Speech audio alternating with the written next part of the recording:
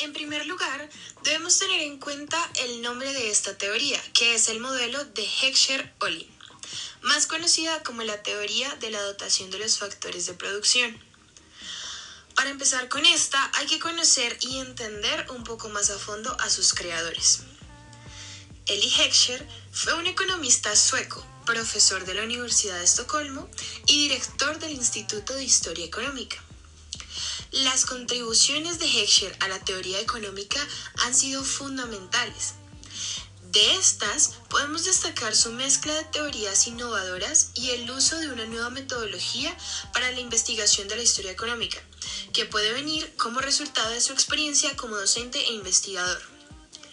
Otras contribuciones importantes, especialmente desde una perspectiva histórica, fueron su libro Mercantilismo de 1931 y Sweden's Economic History from Reign of Gustav Vasala, Historia económica de Suecia desde el reinado de Gustav Vasala, de 1959. Un dato muy importante de este personaje es que fue profesor de la otra persona que participa en este modelo, que es Ohlin. Algo importante a destacar es que utilizó la teoría de la ventaja comparativa de David Ricardo para desarrollar su teoría de la dotación de factores, para describir cómo un país debe especializarse en el desarrollo de las actividades y así buscar una mayor competitividad global.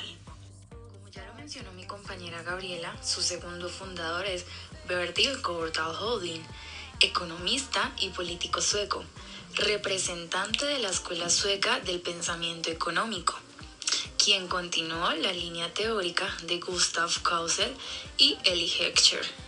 En 1977 recibió el Premio Nobel de Economía junto al británico James Smith e inició su carrera política en 1938 como miembro del Parlamento sueco entre 1944 y 1967.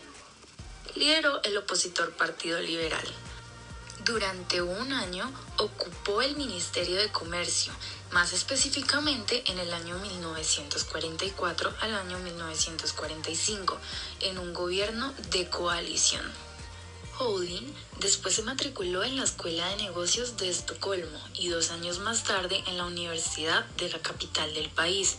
Como lo mencionábamos anteriormente, cabe resaltar que en la Escuela de Negocios de Estocolmo era el centro en el que ejercía como docente Eli Heckscher, y en la Universidad de la capital del país fue donde se convirtió en pupilo de Gustav Causel y Gustav Besch.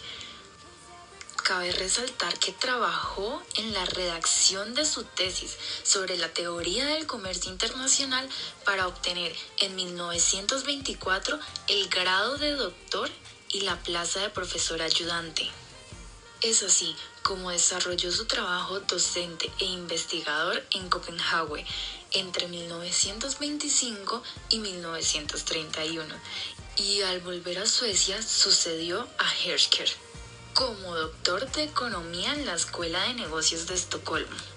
Para entonces escribió una de sus obras más celebradas, Interregional and International Trade, de 1933.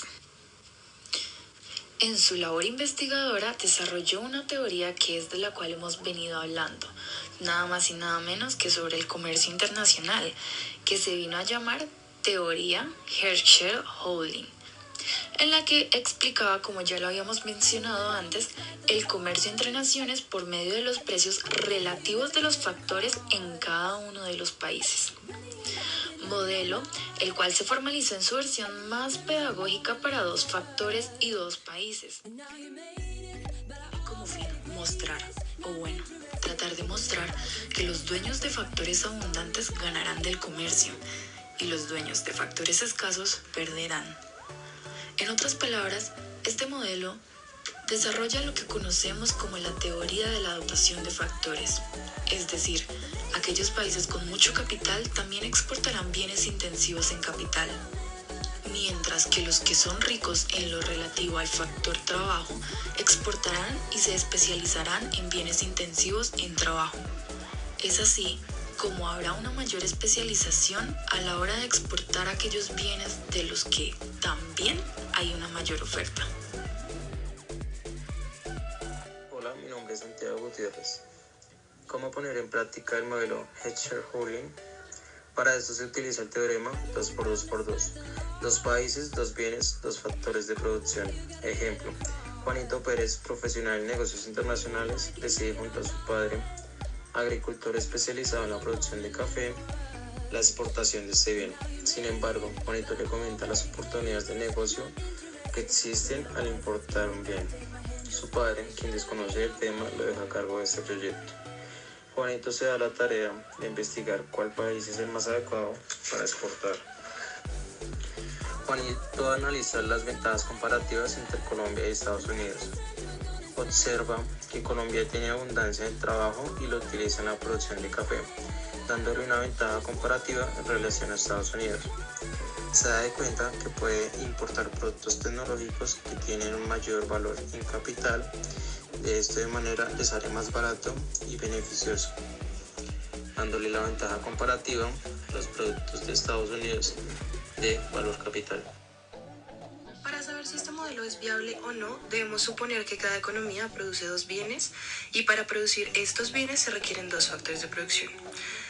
Estos mismos factores son usados en ambas industrias. Por ejemplo, un país que produce camisetas y alimentos, en este caso debemos ver que la producción de estos bienes está limitada a la oferta de trabajo y a la tierra, es decir, cómo es que los trabajadores están capacitados para realizar este producto y cuánto territorio se usa para la fabricación de cada uno de ellos. En este caso pondremos un ejemplo muy breve, el cual será que consideraremos a un granjero que se enfrenta al dilema de producir algodón o fresa.